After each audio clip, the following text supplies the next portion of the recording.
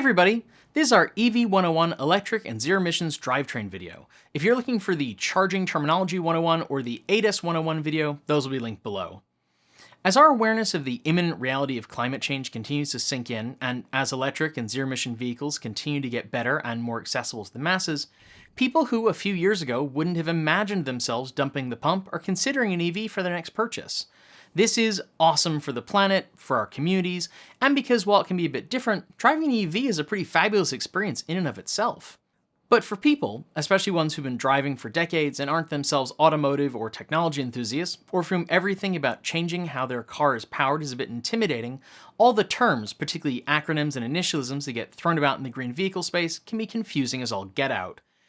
As part of our EV 101 series, we're doing a trio of videos that will go through many of the terms you're going to see getting tossed around in car reviews and explanations of how electric or zero-emission vehicles work. Some of these will be quite straightforward, while others can be a bit more nuanced. In this video, we'll be looking at understanding the various kinds of vehicle drivetrains out there, from ICE to BEV to PHEV to FCEV and more. But before we get started, it's time for me to remind you to please like, comment, subscribe, and get the notification bell on. And if you like what we're doing, please consider supporting us on Patreon. At Transport Evolved, we pride ourselves on our independence, which means we don't take any sponsorship or ad dollars from automakers or companies we cover. But that cuts big into our revenue, so your support helps us keep doing what we're doing. Okay, with that out of the way, let's dig in. When we're talking about the transition to green vehicles, it's the drivetrain where the most obvious differences to the cars we're familiar with can be found. And if you're looking for information on something specific, this video is broken up into chapters. You can see the chapter marks on the progress bar, and they're linked in the video description. And we begin with one that gets thrown around an awful lot, but can be a bit confusing, and that's EV, or electric vehicle. In its simplest form, an electric vehicle is one that uses electricity for propulsion. But where we run into trouble is that some people use EV to mean a vehicle whose only source of propulsion is electricity, while others use it to mean any vehicle that includes electricity in its power makeup. That's where we get into the nuanced differences between an electric vehicle and an electrified vehicle, both of which sometimes get grouped under the EV umbrella. You'll get an idea of what I mean as we move on through our list. The opposite of an electric vehicle for our purposes is going to be an ICE, or internal combustion engine vehicle.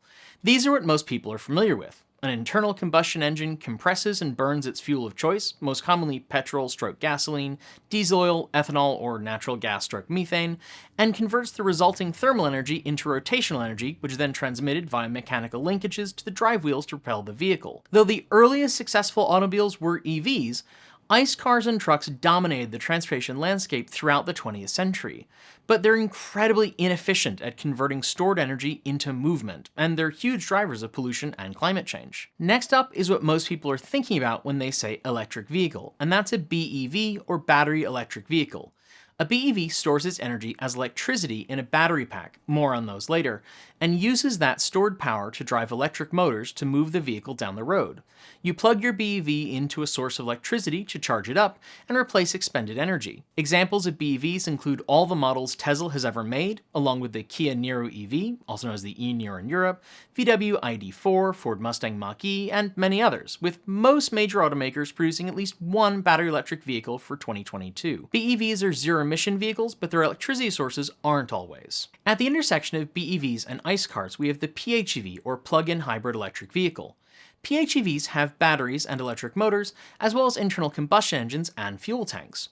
The idea is that for shorter drives, such as running errands around town, the car operates as an electric vehicle and the ICE engine shuts down. But once the charge in its comparatively small battery is exhausted, the combustion engine fires up and it operates as a conventional ICE car or hybrid.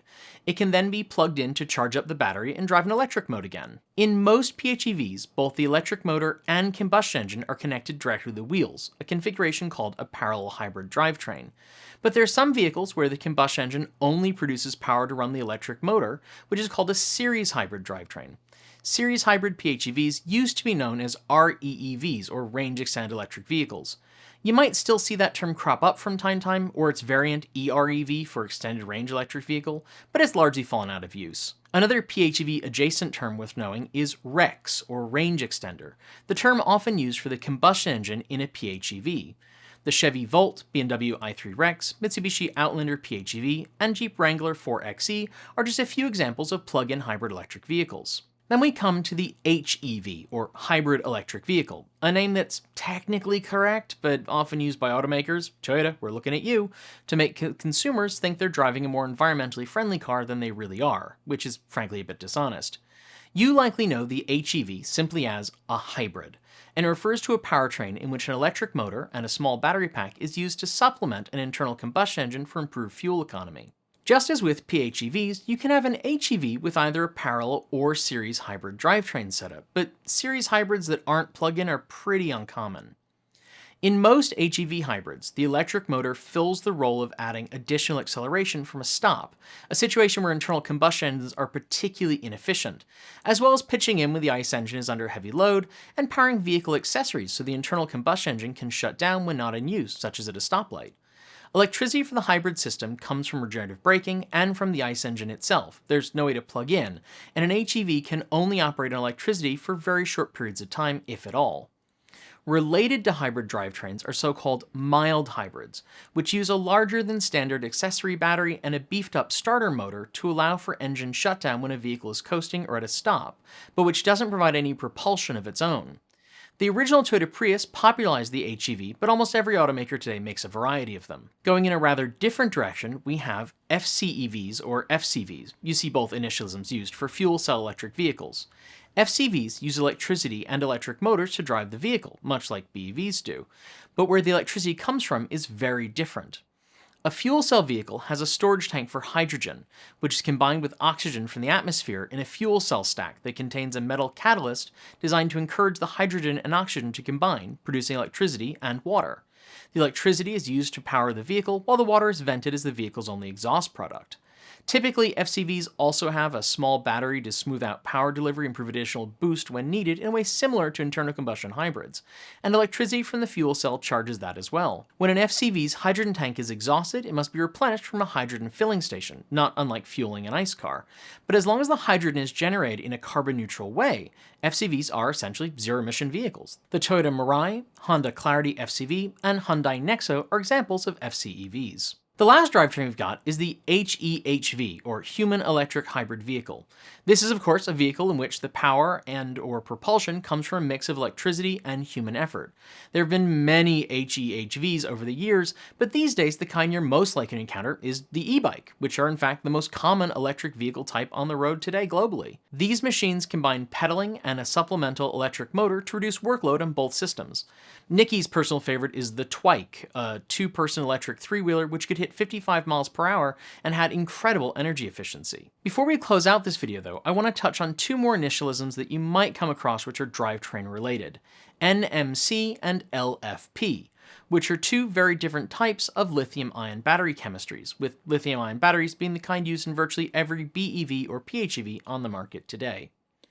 I'm not going to get into the nitty-gritty of the chemical differences between them because, one, I don't entirely get the chemistry, and two, you don't really need to either for our purposes. Here's what you need to know. NMC, or nickel manganese cobalt batteries, are the most energy-dense batteries currently in widespread use, and they're what you'll find in the range and horsepower topping electric vehicle models out there today. But they're expensive to produce, use materials that are sometimes extracted in ethically challenging ways, and in the event the battery pack is compromised, such as in a severe collision, NMC cells are prone to igniting, though it's worth remembering that petrol/gasoline is also prone to igniting in an accident. LFP, or lithium iron phosphate batteries, are cheaper to produce than NMC, but they're also considerably less energy dense, meaning you'd need more batteries to achieve the same performance you'd get out of an NMC-based battery pack. LFP cells also have worse performance in cold temperatures than NMC batteries, though both chemistries experience some degradation in cold weather. LFP batteries are also far more stable than NMC ones.